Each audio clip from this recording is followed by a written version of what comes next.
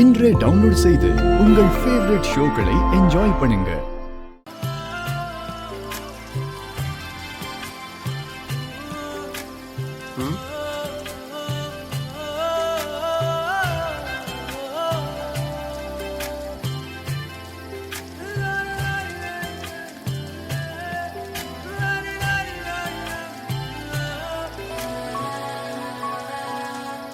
தமிழ் இப்போ ஓகே இல்ல?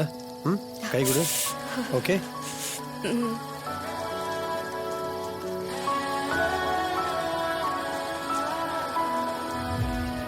தமிழுக்கும் சிபிக்கும் இடையில என்ன நடக்குதுன்னு கேட்டேன்.